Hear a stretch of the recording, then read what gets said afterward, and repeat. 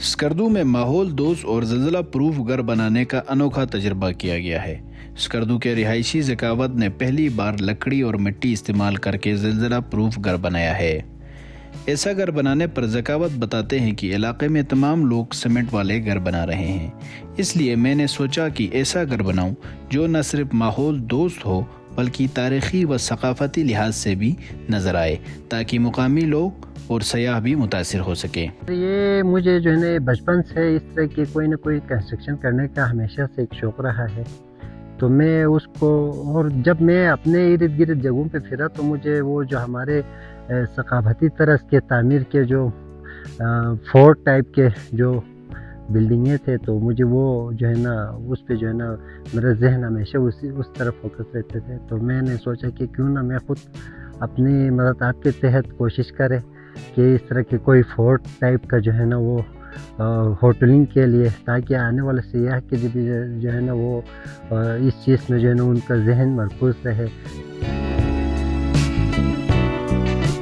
मौसमियाती तब्दीलियों के मुज़र असरात और ज़लज़ला जैसी कुदरती आफात से बचने के लिए स्कर्दू में चिकनी मिट्टी और मखसूस इमारती लकड़ियों की मदद से कदीम इलाक़ाई तर्ज़ तामीर के मकाना ठठर की तामीर का रुझान बढ़ने लगा है। गिलगित बल्तिस्तान में तमाम लोग जो हैं ट्रेडिशनल कंस्ट्रक्शन जो हमारा पुराना रवायती है ठठर लोकल मटेरियल वुड और मड स्ट्रक्चर से ये कंस्ट्रक्शन करते थे। वो इस वजह से कि ये इस एनवायरनमेंट में बिल्कुल फिट आता था और सर्दियों के लिए भी मौजूद था और गर्मियों के लिए भी मौजूद था।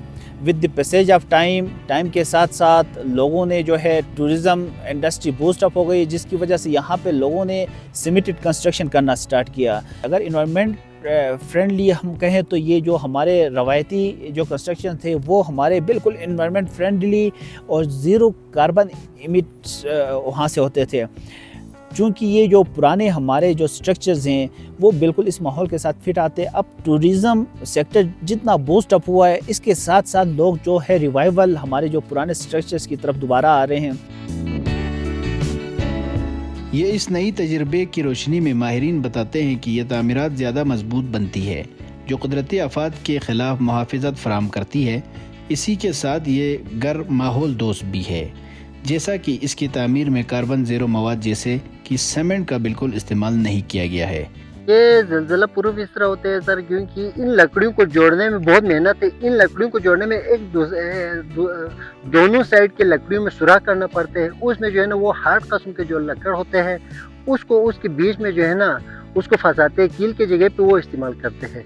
उसको इस तरह करके फंसाते हैं जैसे कि कोई 10 केजी का जो हथौड़े होते हैं उससे मार के जो ठोक के जो है ना इसको फिट करना होते हैं। इसलिए ये ज़लज़ला प्रूफ होते हैं सर। ये जितना भी शिद्दत का ज़लज़ला आ जाए इसने मतलब गिरना नहीं होते हैं, ये आगे पीछे इसका एक झूल सिस्टम बन जाते हैं। पहाड़ी इलाके में ज़िलज़ले की सूरत में ये घर कितने महफूज साबित हो सकते हैं? महकमे मौसमियात के ज़िम्मेदार के मुताबिक ये घर इस सूरत हाल में मुफीद है। लोगों को चाहिए कि इस तरह के घर बनाएं।